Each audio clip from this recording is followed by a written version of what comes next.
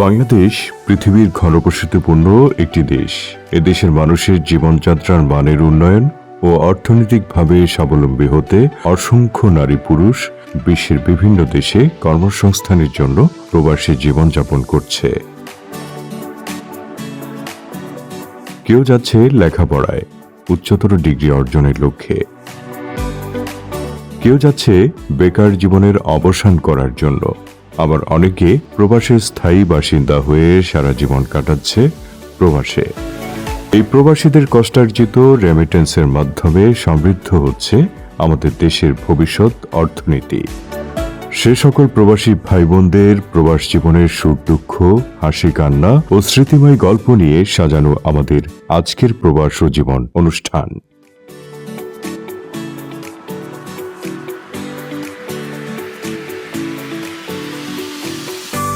Ireland ইউরোপের এক উন্নত আন্তর্জাতিক ও ইংরেজি ভাষা ভিত্তিক শিক্ষার গন্তব্য হিসেবে বিশ্বব্যাপী পরিচিত। এখানকার বিশ্ববিদ্যালয়গুলো গ্লোবাল র্যাঙ্কিংয়ে উচ্চমানের এবং গবেষণা ভিত্তিক পড়াশোনার সুযোগ রয়েছে। এছাড়াও বিভিন্ন চাকুরির সুব্যবস্থা থাকায় পড়াশোনার পাশাপাশি ছাত্রছাত্রীরা কাজও করতে পারে। বিশ্বের প্রায় অধিকাংশ দেশগুলো থেকে চাকুরি, পড়াশোনা, ডিগ্রি অর্জন ও ব্যবসার কাজে ছুটে আসেন মানুষেরা এই দেশটিতে। বাংলাদেশেরও অসংখ্য মানুষ এই দেশটিতে বসবাস করছে। বিশেষ করে পড়ালেখার জন্য অত্যন্ত উপযুক্ত স্থান হিসেবে খ্যাত এই দেশটিতে বাংলাদেশি শিক্ষার্থীর সংখ্যা অনেক। আজকের অনুষ্ঠানে এমন একজন শিক্ষার্থীর কাছে জানব তার সে দেশে যাওয়ার গল্প, কিভাবে পড়াশোনা চালাচ্ছে, সুযোগ সুবিধা কি ধরনের রয়েছে। আমি আমার এ লেভেলস এখান থেকে 2020 সালে শেষ করি। করার পর আমি আমার আন্ডারগ্রাজুয়েট ডিগ্রির জন্য চলে যাই স্কটল্যান্ডে, ইউনিভার্সিটি অফ গ্লাসগোতে, যেখানে আমি আমার আন্ডারগ্রাজুয়েট করি অ্যাকাউন্টিং অ্যান্ড ফাইন্যান্সে। 4 বছরের ডিগ্রি এখানে গ্লাসগোতে। তার মধ্যে থেকে 1 বছর আমি ক্যানাডার Vancouver University of British Columbia, ওখানে 1 বছর আমি আমার এক্সচেঞ্জ প্রোগ্রামে যাই। এক্সচেঞ্জ প্রোগ্রাম করে আমি আবার স্কটল্যান্ডে ফেরত আসি আমার ডিগ্রি শেষ করার জন্য। ইউনিভার্সিটি আর ওইখানকার কমিউনিটি ওয়াজ ভেরি সাপোর্টিভ সব স্টুডেন্টদের জন্যই, যারা ওইখানে থাকে আর যারা ইন্টারন্যাশনাল স্টুডেন্ট ওইখানে গিয়েছে তাদের জন্য। They gave us a lot of support, gave us a lot of facilities, online এডুকেশনটা যেহেতু একটা নতুন জিনিস ছিল, ওইটার জন্য they made a lot of changes so that the experience was helpful for us. আর তাছাড়া এমনিতে পড়াশোনার বাইরেও যাতে পড়াশোনার পর ট্রানজিশনটা স্মুথ হয়, 4 বছর ডিগ্রি শেষ করার পর 2024 সালে when I graduate, আমাদের ভিসা স্টেটাসের জন্য একটু রেস্ট্রিকশন থাকে যে ফুল টাইম ওয়ার্ক সেমেস্টার চলাকালীন we aren't allowed to, but like restrictionটা হচ্ছে যে restricted to 20 hours a week, so 20 ঘন্টার বেশি you can't work, like ফুল টাইমটা করা যায় না টার্ম টাইমে। বাট ওই ক্ষেত্রে ইউনিভার্সিটির অনেকগুলো সার্ভিসেস থাকে, এমপ্লয়মেন্ট সার্ভিসেস থাকে, যারা they are there to like connect people who are looking for work with people who are offering work. So ওইটার টার্গেটই হচ্ছে যে ইউনিভার্সিটির যে স্টুডেন্টস আছে যারা পার্ট টাইম ওয়ার্ক খুঁজছে তাদেরকে যাতে এরকম অ্যাভিনিউতে কানেক্ট করা যায়। স্পেশালি ইন্টারন্যাশনাল স্টুডেন্টদের জন্য একটা আলাদা ওই টিমে আলাদা একটা সেকশন আছে যারা এই জিনিসটাকে নিয়ে ডিল করে। ওই ক্ষেত্রে it helps to find employment, কাজ অনেকটা থাকে যে ইনফরমেশন না পাওয়ার জন্য অ্যাকচুয়ালি প্রসেসটা বোঝা যায় না। বাট ইউনিভার্সিটি এমপ্লয়মেন্ট টিমগুলা এই ক্ষেত্রে হচ্ছে যে একটা বড় রোল প্লে করে and they make the process easier. ওইখানে লেখাপড়া করে জবে ঢোকাটা ইজিয়ার বিকজ বড় ছোট মিডিয়াম টিয়ার সব company they have like graduate recruitment, যারা ইউনিভার্সিটি থেকে ডাইরেক্টলি রিক্রুটমেন্ট করে বা ইউনিভার্সিটি থেকে যারা ফ্রেশ পাস করে বেরোচ্ছে তাদেরকে টার্গেট করে রিক্রুটমেন্ট করে। রিক্রুটমেন্ট প্রসেসটা ইটস লাইক অনেকগুলো স্টেজ থাকে, 3, 4, 4, 5টা স্টেজ থাকে, প্রত্যেক স্টেজে ডিফারেন্ট জিনিস অ্যাসেস করে। সো ওইখানে থেকে পড়াশোনা করলে এই জিনিসগুলো আর একটু কাস্টমড হওয়া যায়।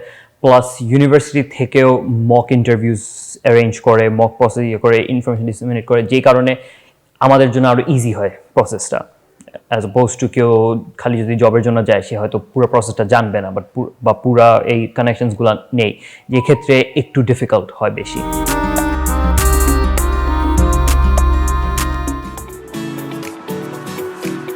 সারা বিশ্বের মানুষের কাছে স্বপ্নের দেশ আমেরিকা। হাজারো মানুষ তাদের ভবিষ্যৎ জীবনকে সুন্দর সুখময় করার স্বপ্ন নিয়ে ছুটে যায় সে দেশটিতে।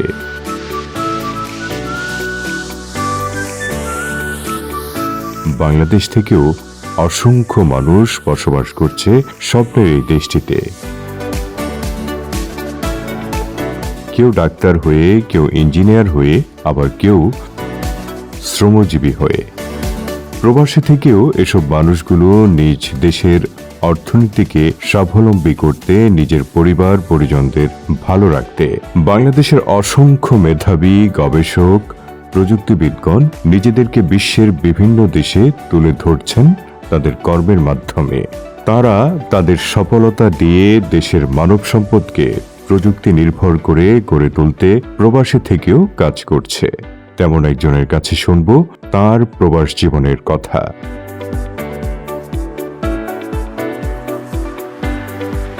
প্রথম 1995 সালে মার্কিন যুক্তরাষ্ট্রে যাই এবং 95 থেকে 2005-এর শেষ পর্যন্ত ওখানে কন্টিনিউ করি।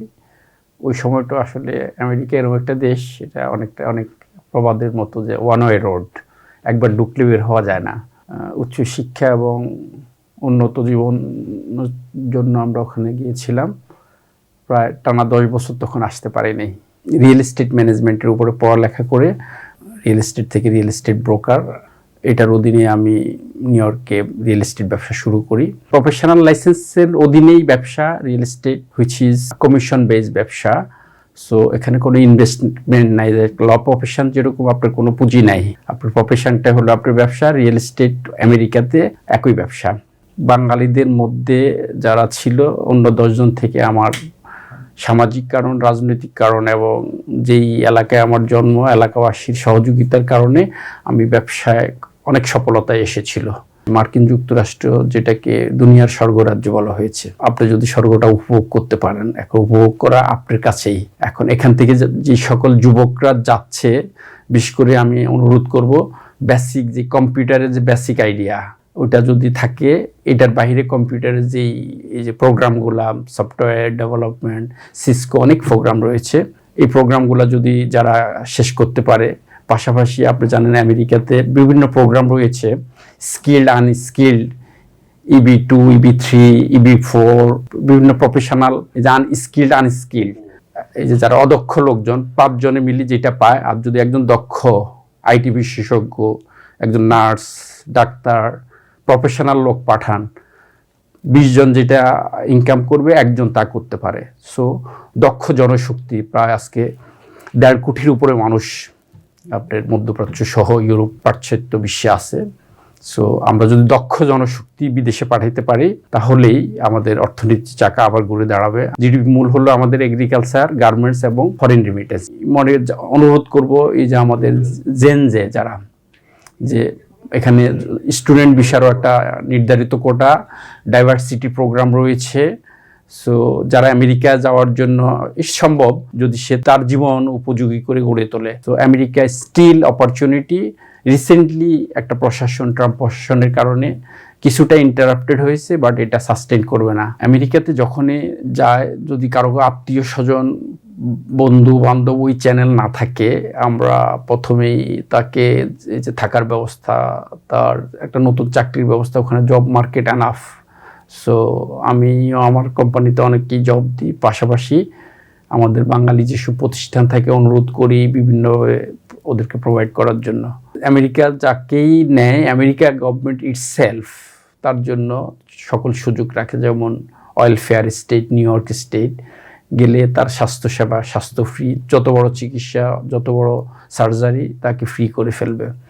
তার খাওয়ার পয়সা নাই, তার বাসার জন্য তাকে অ্যাকোমোডেট করে দিবে, বাট তাকে লিগেলভাবে হতে হবে ওর জন্য। কোনো না কোনো রেফারেন্সে যারাই যায়, আমি চেষ্টা করি ওদেরকে সহযোগিতা করার জন্য। আমার ব্যক্তিগতভাবে সাধ্যানুতীত আমি চেষ্টা করি সহযোগিতা করার জন্য। বিশেষ করে একটা কথা এটার সাথে অ্যাড করছি, আপনি জানেন 2020-এ যখন করোনাকালীন বিশ্ব শাটডাউন হয়ে গেল, তখন আমাদের দেশের হাজার হাজার যুবক যারা আমেরিকায় প্রবেশ করার পরে লকডাউনের শিকার হলো, অনেকের বাসায় খাওয়া ছিল না।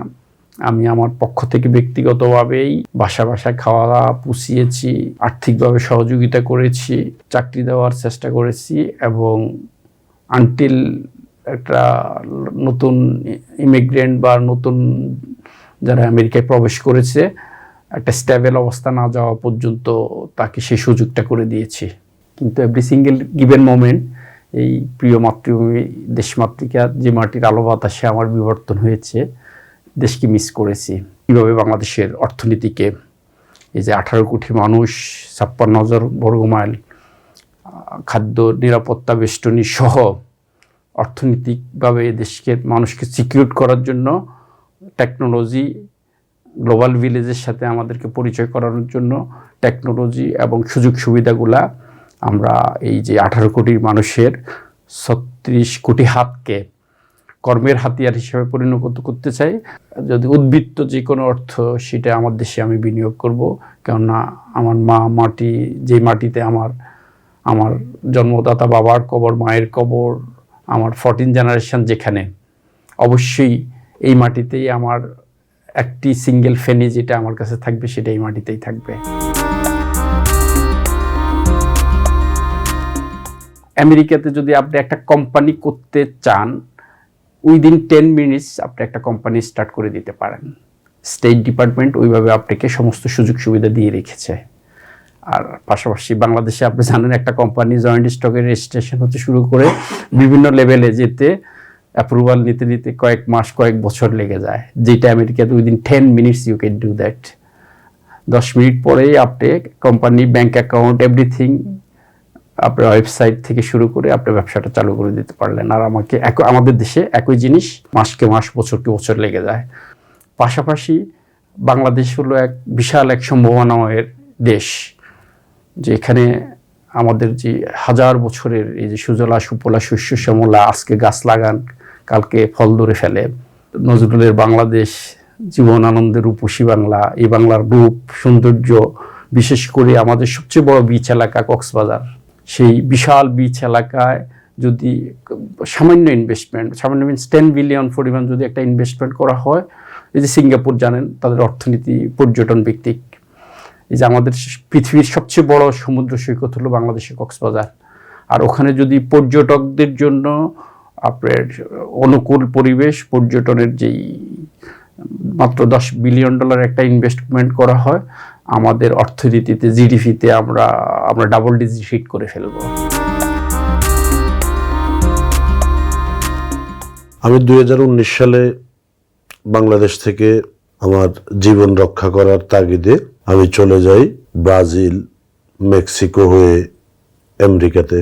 দুঃখের বিষয় হলো আমি যাওয়ার 15-20 দিনের মাথায় করোনা মহামারী শুরু হয়।